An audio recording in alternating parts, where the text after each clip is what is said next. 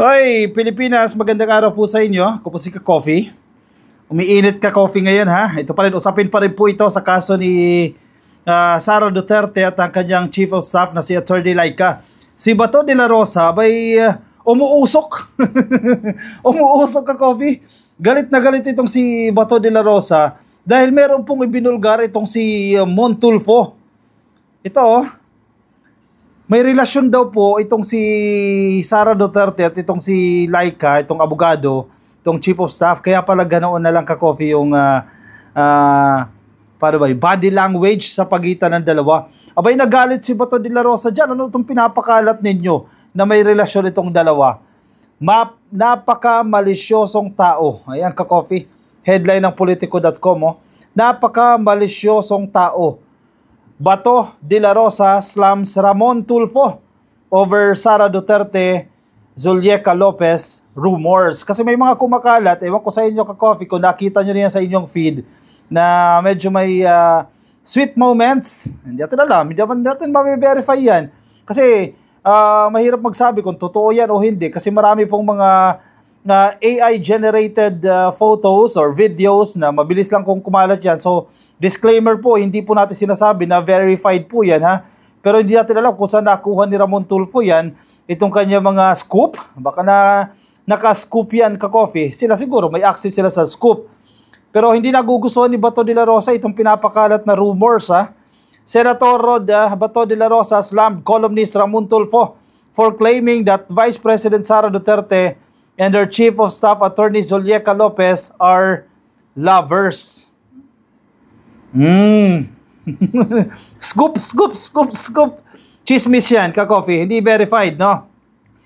Wala ako pakialam sa tao na yan. Hindi ko yan binabasa. De la Rosa said of Tulfo, the brother of his colleague, Senator Raffy Tulfo, in an interview dyan po sa DWIZ.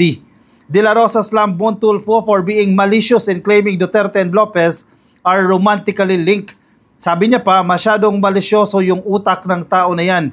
Ganito na nga ang sitwasyon ng mga tao, gagawa pa ng storya na malicious, sabi po ni De la Rosa. How irresponsible people are. Galit na galit ka-coffee. Itong si Bato de la Rosa. Hindi ko nakita itong post ka-coffee ha. Sige nga, puntahan niya natin ito. Sabi kasi dito, sa kanya pong Facebook page, Tulfo alleged that it was an open secret in Davao that Duterte and Lopez are in a relationship. Open secret daw po yan. Lantaran daw po yan na may relasyon itong si Zulyeca at itong si Sara Duterte. Open secret ha, dyan daw po sa Davao. Sabi ni Mon Tulfo. Factor yan ka-coffee. Actually, hindi lang man ito, hindi man ito personal eh. Factor yan ka-coffee sa sitwasyon ngayon. Lopez also served as Duterte City Administrator when the latter was Davao City Mayor. Tulfo also alleged that Lopez benefited from Duterte's confidential funds. Wala tayong pakialam sa relasyon, ka-coffee.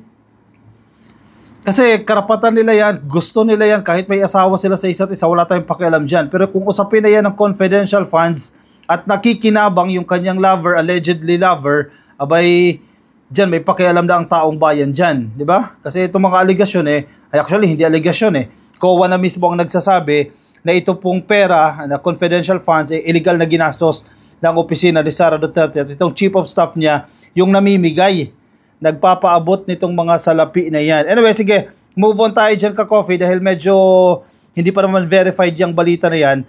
So dito tayo sa kanyang Chief of Staff, magre-resign na lang daw po ito. Ayan, na-stress ba sila? Parang gumulo lahat ang buhay ng tao na nakapalibot kay Sara Duterte Yung kanyang Chief of Staff nag-resign o magre-resign, hindi pa naman ito confirmed pero si Sara Duterte mismo nagsabi. Sino pa? Yung kanyang spokesperson, yung abogado rin, nag-resign na rin po yan. Parang nilalayasan nyo na unti-unti itong si Sara Duterte. Ayan, nasa balita po ng GMA News Online. Kinumpirma po yan ni Vice Presidente Sara Duterte, Zulyeca Lopez to resign as OVP Chief of Staff. Sabi po ni Sara Duterte. Bakit nag-resign? Hindi kaya ang showbiz? O nabubuko na kasi? Kaya ganyan yan. O sobra na yung stress? Kasi naman actually may factor din kayo dyan may contribution kayo dyan Kung ano yung nararanasan nyo ngayon, may contribution din kayo. Bakit kayo nagkakaganyan? Mamaya, ibasahin din natin itong statement ni Senate President Chis Escudero. Maganda rin yung kanyang analysis dyan, ka-coffee. Napakaganda. Mamaya pag-usapan natin dyan. Vice President Sara Duterte on Saturday, ngayong araw lang po yan, said Attorney Zulieca Lopez, her Chief of Staff, has expressed her intent to resign from her post. Anong ibig sabihin yan? Kung mag-resign na ba siya, hindi na ba siya pwede ipatawag sa investigasyon ng Quad Committee? Aba, hindi pwede. Papatawag ka pa rin kahit mag-resign ka dyan. Diba? May pananagutan ka pa rin. Accountable ka pa rin dyan. Undersecretary ka. Nung nagaganap itong mga pagwawaldas ng confidential funds na yan, hindi siya makaka-absuelto dyan. Hindi siya makakatakas dyan kahit mag-resign siya. She already expressed kanina, sabi niya, I want to resign from the office of the Vice President and I told her, okay, Duterte said in a media briefing. Sabi niya, I want to go home to my mother pag natapos na ito. Yung paghahanap niya sa akin, I will resign and I will go home to my mother. I just want to be with my mother. Sabi po ni Duterte, quoting yung sinasabi ni Zulieca. Duterte, however, said Lopez's return home to her mother would be truly impossible at the moment. Siyempre, may pananagutan pa siya cited in contempt pa siya, di ba? Ang utos ng House of Representatives, ilipat siya sa Women's Correctional. Yun nga lang, dinala yan sa Veterans Memorial Medical Center, nag-request, nagpalipat sa St. Luke's. Si General Torre na yung humarap, ang hepe ng CIDG. Ibalik yan sa Veterans Memorial Medical Center. Wala sila nagawa dyan, binalik. Ayan ngayon, may vigil. Nadyan po sa harap ng veterans, may vigil sila dyan ngayon. Sabi pa niya, alam mo, at this point, that is truly impossible. At sinabi rin kanina, tapusin mo yung check-up. So yes, on that point, nanalo si Martin Romualdez. She is resigning. Tatapusin lang niya yung hearings. Sabi po ni Duterte. Talo? Talo ba? Natalo kayo kay Romualdez? Bakit? Kala ko ba weak? Natalo kayo ng weak? Aba, mahirap tanggapin yan, ha? Mga DDS, ha? Parang natatalo kayo, ha? Di ba sabi niyo weak? Si PBBM, weak yung administrasyon na to. Bakit sabi niyo natalo kayo? Hindi totoo yan. Kayo dapat yung manalo. Dahil weak yung administrasyon. Duterte has blamed House Speaker Martin Romualdez for what is happening to Lopez. Actually, yung mga investigasyon dyan sa House of Representatives, si Romualdez yan. House of Representatives yan eh. Command responsibility ni Martin Romualdez yan. Nakakapagtaka lang kay Inday, bakit dinadamay niya si First Lady? Bakit si PBBM yung pinagbabantaan niya? Diba? Magalit ka kay Romualdez, magalit ka kay Congressman Chua. Dahil yan ang bumibirada sa inyo dyan. Huwag nyo na idamay si PBBM, huwag nyo na idamay si First Lady dyan. Hindi man yan ang kaaway mo eh. Bakit si Romualdez ang hindi mo solohin yan, punteryahin mo? Diba? Huwag mo na idamay si PBBM, huwag mo na idamay si First Lady. Earlier in the day, the House Representatives ordered the return of Lopez from St. Luke's Medical Center to the Veterans Memorial Medical Center. She previously expressed concern about the House Committee on Good Government and Public Accountability's decision to remove her from the House detention facility in the middle of the night. This is a threat to my life, sabi pa niya. Diba, nakapagtataka din kasi, bakit to that extent gagawin ni Inday Sara Duterte? Mag-camping dyan sa House of Representatives, dyan na mag-opisina. Gusto niya pa samahan si Zulieca sa loob ng detention facility at mag-jogging. Extra activity yan yung mag-jogging dyan sa House of Representatives. Yan yung kanyang mga request. Para sa Chief of Staff niya, abay matindi ang pagmamahal ni Sara Duterte sa kanyang Chief of Staff. Sana all. Ganyan siya sa kanyang mga empleyado. Di ba? Grabe niya kung ipagtanggol, grabe niya kung bahalin, magmumura siya, kung ano-anong sasabihin niya para sa kanyang Chief of Staff. Ay! Anyari? Sige, punta tayo doon sa sinasabi ko sa inyo.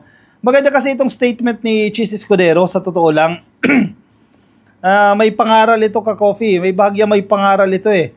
Kay Sara Duterte at sa kanyang mga tao. Ito, basahin natin ka-coffee. Medyo mahaba-haba po itong pahayag na ito, itong statement po ni Senate President Chis Escudero. Pero may laman ka-coffee ha, may laman. Recent statements made by Vice President Sara Duterte are deeply concerning as they are inappropriate for an official occupying the second highest office of the land. Totoo.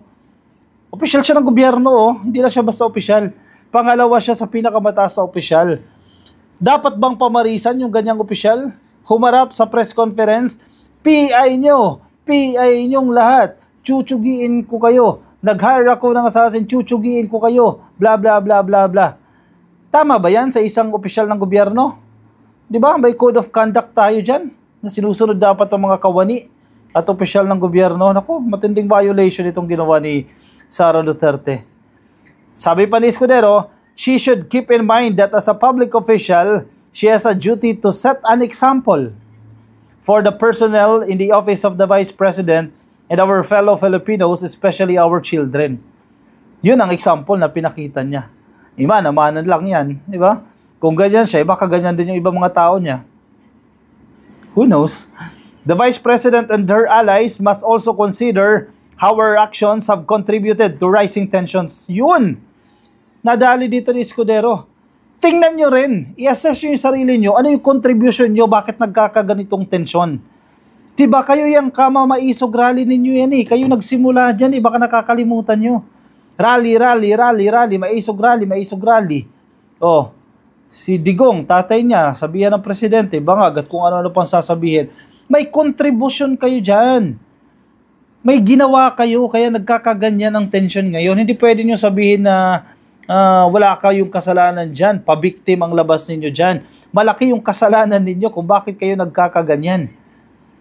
Sabi pa ni Escudero, I call on all parties involved to de-escalate the situation to prevent further harm to the safety, health, and well-being of everyone involved. I urge those who are close to her. Ito yung magandang statement na ito eh. Nananawagan po itong si Chis Escudero. Kung sino man po yung mga malalapit dito kay Sara Duterte, those who truly care about her as a person and as a leader, to advise her to refrain from making these indecorous and possibly criminal statements in public. These do not benefit the Vice President, her office, and our country. In short, yung mga nakadikit kay Sara Duterte, huwag niyong konsentihin ang ginagawa ni Inday. Mali ang ginagawa ni Inday, pagsabihan ninyo.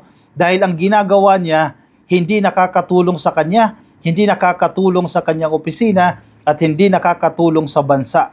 Yan ang gustong sabihin dito ni Senate President Chis Escudero. Kinukonsenti nyo kasi kaya ganyan eh, wala nang sinusunod eh. Kasi yung mga nakapalibot sa kanya, yes ma'am, yes ma'am, yes ma'am, yes queen, yes queen. Oo, kayo nang oo dyan kahit mali na. Yung tatay, hindi rin maitama ng tatay eh. If she is struggling, sabi ni Escudero, I sincerely hope she seeks and provided with the help she may need so she can regain calm and composure and properly discharge her duties as Vice President. In short of saying, mukhang may problema tong si Inday at kailangan niya ng tulong. Diba? Dapat bigyan siya ng tulong. Anong tulong yan? Medical help ba yan? Medical intervention ba yan? May kaunti ba? May something ba na dapat magamot yan? Para makapagtrabaho siya ng tama, maging kalmado siya. Kasi hindi normal ka, Coffee, nahaharap ka sa press conference at magmumumura ka. Magpapapatay ka ng kung ano-ano. Diba? Unbecoming. Hindi lang unbecoming eh. Malala ka, Coffee, ang nangyayari kay Inday dyan. Our government has urgent and pressing concerns it must address. Matters that directly affect the lives and livelihoods of the Filipino people. Ayun, ang problema. Wala silang pake dyan eh. Eh kasi naman, imbis na dumalo dyan sa hearing na yan, at ipaliwanag yan, kung paano nyo ginastos yung confidential funds na yan, hindi sana ganito kalala itong issue na to. Ang problema, nasaan yung mga tao niya? Diba, hindi humaharap yung mga tao niya, nagtatago yung mga tao niya, paano masosolve itong problema na yan? Ayaw nyo humarap eh, ayaw nyo i-clarify, ayaw nyo mag-explain. Saan nyo ba talaga ginastos yung pera na yan? Kasi questionable eh. Commission on Audit mismo nagsasabi, illegal yung naging paggastos sa pera na yan. Diba, simple lang yan eh. Dumalo kayo dyan matapos yung investigasyon ng Quad Committee na yan, patapos na eh. Diba, patapos na yan eh. Actually, hindi nga Quadcom eh. Yung kay Joel Chua ito eh. Yung Committee on Government and Accountability, etc. eh. Diba? Ayaw na ipaliwanag yan. Hindi talaga kayo tantaran yan. May factor kayo, may contribution kayo kung bakit nagkakaganyan yan. Pero sana nga, totoo, magamot itong si Sara, ma-advisean yan ka, Coffee, hindi gamot na, the usual na gamot na pinapainom, baka kasi kailangan therapy or intervention o kung ano man yan, advice o kung ano man dapat ibigay sa kanya para umayos-ayos ito at makapagtrabaho ng maayos. Maging papayapa, di ba? Tulad na sinasabi dito ni Senate President Escudero. O siya, sige, anong komento nyo ka-Coffee? Comment ang inyong opinion, reaction dyan sa ating comment section para mabasa po yan ng iba natin mga ka-Coffee. Mga nasa Facebook po at hindi pa po naka-follow sa ating Facebook page, Pasoy Dala Ka Coffee. Like and follow. Nasa YouTube. Click na po na subscribe. At hit nyo na rin yung notification icon para kayo po i-updated sa ating mga bagong upload. Siya, kayo magpapaalam muna. Maraming salamat po sa mga sumama. Kita-kits ulit tayo bukas Ka Coffee para sa iba pa pong political contents, mga nangyayari po sa bansa natin. Maraming salamat po sa pagsama. Ingat po kayo. Bye-bye.